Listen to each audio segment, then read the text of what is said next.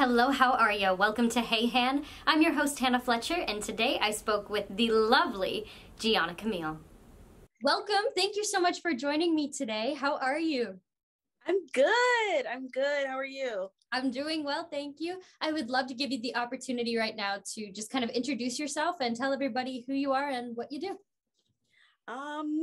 My name is Gi'onna Kamille. I'm an actress as well as a dancer, an activist, and an entrepreneur. You can follow me on Instagram at Gi'onna Kamille, Kamille with a K. Same thing on all my social media. It's all just Gi'onna Kamille.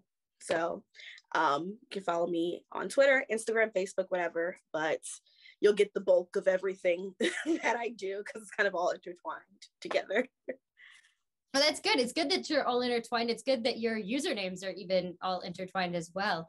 You mentioned that you're a dancer. I'm really curious to kind of ask you about that. How long have you been dancing? What type of dance do you do? Well, I started dancing when I was very young. I showed an interest in dance, but my parents didn't put me into actual training until I was like 12. But I always danced. Like one thing my family makes fun of me for, every family gathering, and this is on my actor's resume to this day under special skills, is that I can do any Beyonce choreography on cue. Oh my God. Well, honestly, it's a special skill in and of itself, though. It really is. I love Beyonce. Like whether it's a live performance or a music video performance or a freestyle performance, I'm like, I know it. Just like spit it out and I will do it. Like that's actually how I got my agent. It was on my resume and they were like, please do that. And I was like, pick a song, and they picked Run the World. And so I did that whole choreography from the music video, and they were like, oh my God. So you know the nitty gritty of the choreography. It's not like you just know the chorus or anything. Like you know all of the dances to all of the songs. Yes. That's incredible. Well, I love learning new things, and I'm really glad that I got to learn that about you. You also mentioned that you are an actress. Talk to me a little bit about what your experience has been like acting. I know that you have a great IMDb. You've done multiple different shows and had experiences. I'm so curious to hear about any great memories that you have to share. Well, yeah. Well, first and foremost would be Blind Spot. That was my first legit on-screen role. I had been auditioning for like 14 years and had 14 years of no's and just like not getting it. And then I auditioned for Blind Spot, and that was the first ever role that I got. That was a TV show, and it was a guest star. It was a guest star arc, which was big to be starting. Like I didn't even start as an extra or a feature. I was just auditioning all these years and then jumped to guest star. And I was like, oh, okay. This is a lot. And that has been one of my favorite sets because it was my first ever time on a set, my first time acting on a set. But on my very first role, I had to deal with a gun, and I did not know what that meant. Like it was like obviously it was a prop and everything like that, but I had to learn how to hold it and how to pretend like I'm shooting. It was a lot while also having an emotional moment and crying and saying my lines while knowing, okay, you have to point it here, then point it there, and then come back here. And I'm like, wow, how do I remember that? And I was freaking out. I thought I ruined it, but then the cast and the director, they were like, this is not your first time on set. You're amazing. And like, I actually like kind of cried because I was a huge fan of the entire cast because I loved the show. And so to hear all of them say that like I was good and that I belonged there was like the best thing ever. Like, wow. That must have been so surreal. And also I have to say, congratulations on that. And for being able to come into the space with that type of a role, with that caliber. For those who are watching that don't necessarily understand the entertainment industry or like the different hierarchy that comes with being on a TV show, that's huge. Normally you start off with just extra work or being, like you said, like featured extra. So that's huge that you were able to have such a heavy hand in the plot, but also to be able to have such an emotionally like challenging role as well. That's really just diving into the space. And it's even better that you were a fan. Oh, that's incredible. I have the chills for you. I can't imagine. I could not imagine. It was insane. Like that was my first time and I was like, I'm so happy. I was overly excited. And in my audition, I remember I went in like, okay, we're gonna do our best. I really want this role. And I completely lost myself in the audition. I think I started like ad-libbing and I started screaming and I started crying. I was just so into it. And then the cast director was like, thank you. And then I left. I was like, okay. How long was the period of time when you found out? I know you mentioned that you've been auditioning and prepping for that for quite some time, but between that particular audition and then booking the role, what was the time period between that? Would you say, was it like a week, a couple days? Like, I think a week to 2 weeks. And I was like on pins and needles because like 2 days later, it was like, you're pinned. And I was like, and then a week goes by and you're like, and then another week goes by and you're like, did they say anything? And then like, my manager kept coming back to me. They said they really like you, but they have to find your parents now because the parents of my character played an even bigger role in the script than I did. So now it became, we have to find someone to match your energy because you brought a lot. So now we have to go back because originally the character was actually supposed to be a mixed character. She's supposed to be half Black and half, I think, Latina. And then they changed it to an all Black family after my audition because they were like, she doesn't really look ethically ambiguous and we want her. So now we have to go back to the drawing board and find parents that are equally as talented to match her in the episode. And that was like my first role. So I was like, for me? And they're like, yeah, they really like you. Now they have to go back and find other people that you got measure up to you. You went in, you switched up casting. That's huge. I'd be so proud of that. Oh my goodness. Oh my gosh, it was crazy. Wow. Oh, I literally could cry. I was so happy. The fact that you got to go in and change up the casting and to be able to make such an impact like that is huge as an artist. And I mean, what a way to enter the space. I just have to say, that's amazing. Congratulations on that. Thank you. Of course, absolutely. But I know that you mentioned earlier, and I'm really, really fascinated to learn about this. You have this entrepreneurial side to you as well. I personally really interested in people coming into the space from, I was telling somebody earlier, I really, really enjoy marketing, sales, business. And I've learned this about myself kind of recently within the past few years. So I'm curious to hear about your journey coming into the space as an entrepreneur, what you've discovered about yourself, and tell everybody what it is exactly that you own, because I think it's amazing. Oh, thank you. Well, I grew up, both my parents were in business most of my life. So both of my parents it's funny because both of them are very creatively talented, but they both took the business route. So when I said I wanted to be an actor, they were kind of like, okay, it was kind of like their chance. They're just like, oh, cool. Like, we couldn't do it, but you're going to do it. So I grew up with my parents being in business. So my mother has always been a business owner. My father's always been in some part of corporate. So I grew up with a business mind, and my parents always kind of taught me and told me, they're like, you can lose a talent, you can get older, you cannot look as good anymore, build things that you own that are under you and that can grow with you, because you can't, ride on looks forever. You can't ride on this industry because it's not completely reliable. Build something that can sustain you and that can allow you to have the life that you want. So, my thirst for being an entrepreneur started very, very young, because that's just all I've ever wanted, was the freedom my parents had and the businesses that they had. So I started more so in nonprofit work, actually, before I started going into my current business, which is I own an online boutique called Kamille Couture Boutique. It's been a labor of love for sure. I've been taking a little step back because I'm about to completely revamp and relaunch a new collection. So I'm really excited about that. But aside from that, I also am starting a subscription-based business for actors that I'm really excited about. Where it's going to be kind of like a monthly subscription of kind of like a masterclass. And you get a box every month. And you get a box of whether it's monologues or headshot information or just overall things that I put together to help actors. And if you get a monologue, I work with you on the monologue. You get an audition package. It's just like a monthly subscription-based tool for actors for whatever questions they have, whatever they want to do, they come to me. That is so smart. I honestly don't know of anything that exists like that. Not a tangible product either, because you can go and enroll in these master classes online. You can, join in on a webinar on Zoom, anything like that. But I really, really love, you got my business mind just blowing up. I really love that you are having a tangible product. And I like that it's monthly like that. You're literally taking a Fab Fit Fun kind of box. Not that was the inspiration. I love it. Wow. When did you come up with this idea? It's been about a year in the making. I had realized I definitely want to do something where I help other actors, because I'm answering questions all the time. How do I get started? How do I do this? Can you help me with this audition? So I'm getting asked so many questions all the time. And I was like, and in my mother's brain, mom was like, monetize it. make money off of it. It's clearly something people need. And so I started looking at the competitors. I'm like, what does everybody else offer and what can I do that's different? And no one else has that tangible product. No one else has that. Here's what I can give you aside from, the class or whatever. I want people to have something tangible.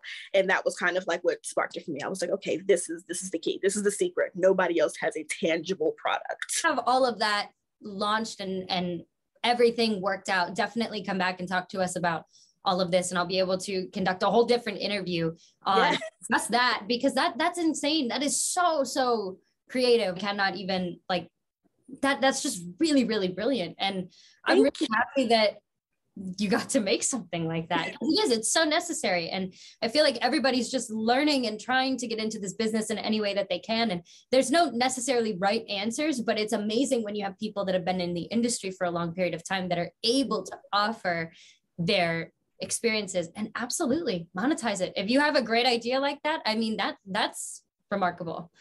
Really. Thank you so much. It's something because I wish I had help, because I'm like, I learned all of this information firsthand. So I wish I had help coming up. So I'm like, hopefully I can help the next generation of artists and creatives to ease into this industry a little bit easier, because it's tricky. It can be very tricky. Most definitely. And talk to me a little bit more about this launch that you're doing you're revamping your boutique, you said, which I was looking at your boutique. Your clothes are adorable. Oh, thank you. Your clothes are so cute. So what does the relaunch entail for your boutique? The relaunch entails, I really want to expand it a lot. I think I'm going to start doing a different marketing techniques. I'm going to start doing a different weekly poll with my followers, trying to get people more involved in what goes into the store so that people can actually feel a part of the process of the evolution of Kamille Couture Boutique. I want people to really feel that they have a say and that they can see things that they want, because the inspiration for Kamille Couture Boutique was I wanted a boutique that fits all sizes, all the same, that everyone can find something that they love, that they feel comfortable in, especially women, because sometimes it's hard to find something in everyone's size that everyone feels good in, that's not altered in any way. So that was my goal, to create a space for that. So. For sure. Well, that's awesome. I'm really glad that you're able to take your existing product and kind of use that as a blueprint to be able to revamp and relaunch. It's so neat to be able to talk to somebody else that's also business oriented. I've learned a lot, and it's really interesting to be able to have conversations with people and to know that other people are creative people, but are also interested and indulged and involved in the business side of things as well. Because I feel like a lot of people that I've spoken to, bless their hearts, they're so creative. But as far as the business, you don't really learn that much until you get into this business. And then you just have to kind of figure it out and talk to other people and take bits and pieces from what you hear and what you've learned. Definitely. I feel privileged to have grown up in business. So then when I got into the industry, my parents were very, very, very strict on the business part, where they were like, where's your contract? Understand your contract. This is what these words mean. You have to understand what they're saying. So my parents were very in the, like, sometimes if I don't know, like, I'll call my mom and I'm like, Mom, I don't know what this contract says. And she's like, send it to me. And then I'll send it to my mom. And then she dumbs it down and she's like, okay, this is what they're saying. Are you okay with that? And I'm like, no, I don't like that. She's like, okay, so we have to renegotiate. This is why you have to know what you're doing. So my mother and my father are very, very, very adamant on that. So especially in this industry, I think when you're creative coming in, there's a business portion to it, but I don't think people realize how much business is in it. And I think people are like, oh, it's just a little bit of business. I'll just sign something and then I can act. And I'm like, no, it is pretty much 90% business. No, it's definitely it's all business. Yeah, it's more business. And it's almost like, I always heard the term, in terms of acting, you have your audition, that's your job. Your vacation is when you book the role. I feel like that's true in terms of looking at an acting gig. But then I feel like the more I'm in this industry and the longer I'm in LA and the more people that I meet and have conversations with, it's more or less like the vacation is actually just having the audition in general, the privilege to have the audition, the callback, if you book it, great. And I feel like the job is actually the marketing side of things, understanding, getting new headshots, investing in yourself, investing in a reel, getting yourself all set up. It's a lot. It really is. Wow. I see it that exact same way, where I'm just like, I'm auditioning, because the real work is definitely like, especially when you start getting on set, that is a level of work that I was not prepared for, where I was like, every day And they're like, yeah. And I'm like, oh, okay, sure. Oh, you want it like that? Okay, cool. Like, I was like, oh, like every single day? Like, this is a lot. Whoa, okay. All right. So now I see my auditions as like a good time to like pace, like go take classes, do things like that. Cause there are some like serious like dips in this industry where it's like you're doing great and then it'll like slow down and you won't book for a long time and you're like, what do I do? So I've learned to really put that in perspective and be like, okay, I have a break. What can I do with this break? Which is actually what ended up starting a lot of my businesses. I love it. And there you go. And then you're getting your sustainable source of income. So that way you can continue to have the joy surrounding the passion, which I think is amazing and very, very smart. And I'm so glad that we can bond over that. If that, yes. I want to ask you, my final question to you is kind of wrapping it back up into acting, but kind of taking it more into the realm of, I guess, content creation. I know that you have a reaction channel, I guess you want to call it, or not necessarily a channel, but an account. And you've reacted to Riverdale. I love Riverdale. Halloween, my colleagues and I, years ago, we went for, I was Veronica, you know, we had Jughead, we had Betty, we had the whole shebang. I think my one friend even just joined in. She was just a Southside Serpent. We just like spray painted on her. I love it. We were, like, we were out of characters at that point. We were like, fine, come on. She's going to watch this and she's going to crack up.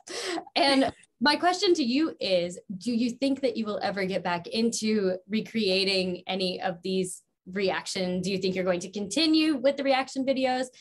I'm a fan. You have one person pulling really hard there, but I know that they just come out like a new season. So do you foresee yourself getting back into that or content creation in general? Definitely. I'm trying to definitely expand my content creation. I'm trying to really understand this realm because it's very new for me.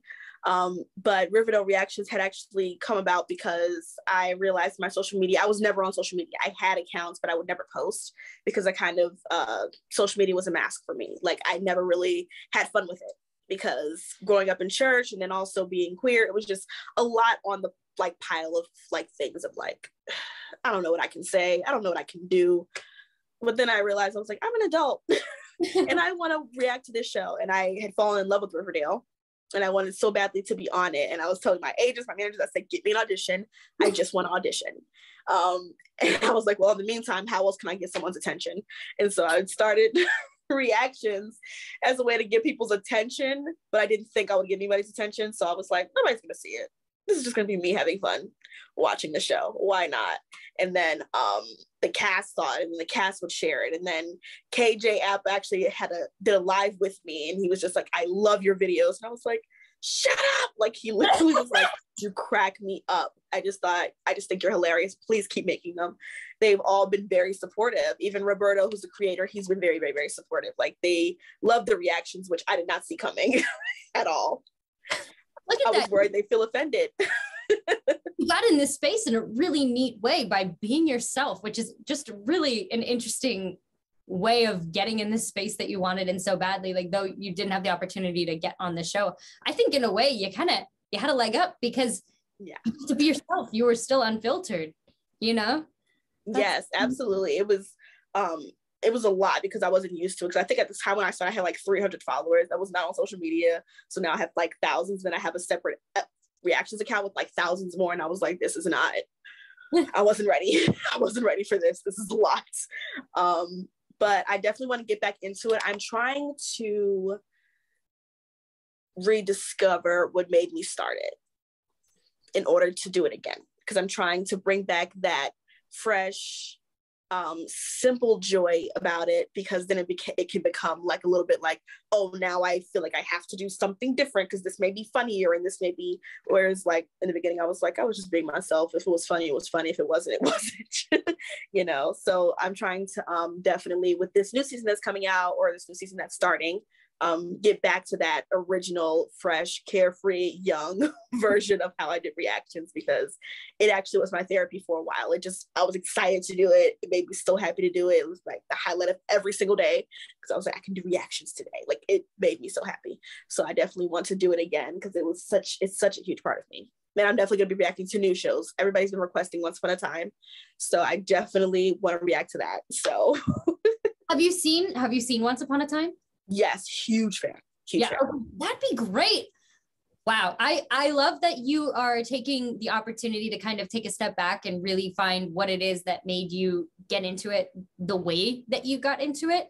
I like that you're trying to get back to the root of the authenticity, because I think it's so easy for us nowadays, especially with content creation, because it's so fast, or you batch content and then you do like a trickle of releasing, so it's really interesting, this whole realm that we live in now. It's very, very fast. So I think it's really neat that you're taking a step back, you're locating the point of authenticity for you. And I think it's really great that you're going to potentially expand into other shows too, because why not? I think yes. I love reaction channels, and I never really realized this until TikTok came around. And I inevitably fell into TikTok about March during COVID, like everybody else did. Everybody was like, yep. No, I'm not going to do it. Fine. And then they get into TikTok, like come about halfway through 2020, Max, you caved. Everybody caved. It's fine. We all did. I was just on it before this. I was just scrolling, just so happy. I love it. My mom made a TikTok, okay? My mom did too. Oh my gosh. My mom tried to add me as a friend. I was like, no. You didn't? No. I blocked her. I was like, Mom, forgive me. I blocked you. I don't want you to see what I post on TikTok. I don't want you to see what I like. Let's just live in different areas. You put your mom on TikTok. That is funny. I did. I also hide my story from my mom on Instagram, and she respects it. She's like, whatever you don't want me to see, I don't want to see anyway. Be an adult, live your life. I was like, thanks. She's pretty cool about it. That's amazing. See, my mom, she didn't figure out how to add me as a friend yet. Bless her soul. It just says that she viewed the video that I shared. And then one night she decided to make the account. I didn't know that she was making the account, because I've made like character videos just for fun. And because that was something that I found myself doing during COVID doing. And, I've kind of kept up with it after, but I've been really busy with this and some other things as well. So my mom started really texting me a lot, and she was like, can I see more of this character? Can I see more of this one? And then she went as far as making the account, but she hasn't figured out how to add anybody yet. So I'm going to teach her that when I go home over Christmas. Okay. Because I want her to be an independent woman, and I want her to figure out how to add people on the app and not just at her. I gotta teach her. So we'll get there. She's so cute. It's so cute. My mom is pretty young. Like she's not too, like, people think she's my sister. It's very annoying. Oh wow. She looks younger than me, which is ridiculous. My mother, she tries to stay as hip as possible. Like she'll just like hop on and be like, I made a TikTok account, did you? And I'm like, can you not? My mother has more followers than me on all the social media platforms. It's insane. So she's better at social media than me. Wow. Go mom. Like she's way better at it than I am. It's ridiculous. Well, all she needs to do is just make a reaction channel with the show that she likes. And then maybe you guys should do a duet reaction. We should, because her reactions are pretty funny. We actually do have a mom-daughter podcast coming out soon. So I'm really excited about that. That's amazing. Do you know what the title's going to be? Are you able to tease anything about it? Originally when we were playing around with it, it was called Mommy and Me. When we originally started it, and it's like infancy, but we definitely want to change it. Because when we started it, I was like a teenager, and now I'm an adult and I'm a woman and I'm going through my own things. So my mother really wanted to highlight that, and she wants to talk about all things life and adulthood and dating and finances and all things from her perspective and mine. So we definitely are toying around with a few different names now, because now we're like, okay, we have to make it sound more mature, because I'm not a kid anymore and it's not a cute channel anymore. It's going to be about real things and trauma and mental health and all those things that moms and daughters should talk about, but for some reason our society doesn't necessarily encourage. So that's kind of the driving point of that podcast, and I can't wait to do it. I'm so excited. That's wonderful. I will definitely be listening in. I love podcasts like that personally. I really think that it's interesting to hear family dynamics. Even I was listening to a podcast not too long ago, and the host had on her dad. And I just thought that was really neat. And it's not like they host it all the time together, but he was on as a guest. And I just think it's really interesting to hear other people's family dynamics, because it almost rectifies and like reassures that the dynamics that you have going on under your roof with your parents, whatever the case may be. It's really interesting because it's very similar. And I feel like everybody thinks that everybody has so many different things. Like if I think about my friends in their household with their parents, I think, oh, that's definitely 100% different than how it is in my house. It's like, no, actually everybody's kind of similar. Yeah, everybody's kind of similar. It's crazy. Right. Well, thank you so much for coming on. You are literally like one of the best guests I've ever had. So thank you so much. Please come back, promote the podcast, talk about your businesses. I'm really curious to see how this whole actor subscription box like ends up panning out. I'm really excited for you and best of luck. You are so on the right path to so many different forms of success. So thank you so much for coming on and being an inspiration. Truly. Thank you so much for having me. This was such a great conversation. It's such a great to talk with like-minded people and just to discuss so many things about the industry and life and finances and business. It's just all in there together. So thank you so much for having me. Of course. All right. Thank you. Thank you so much for coming on the show, Gi'onna. We had such a wonderful conversation. We learned so many things about each other, most of which we actually ended up having in common. And I just want to say best of luck to everything that is coming your way. You have so many things to be proud of, so many business ventures to explore. And please, please come back to the show anytime to be able to discuss with us further as your businesses launch. My message to my audience for this week is to honor your impulses. Be sure to honor what it is you're feeling inside. If you have a gut feeling about something, if you have this desire about something, honor it. Listen to it. Sit with it for a second. Life is so much easier when you are honoring what it is you are feeling and when you are being still and choosing to listen to what it is that your mind is saying. Whatever you're feeling is correct. Whatever you are witnessing, process it.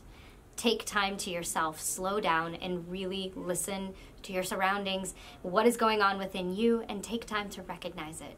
Because unless we do that, then we're constantly just running and suppressing, and there is no need to live our life doing either of those things, because everything is not what it seems.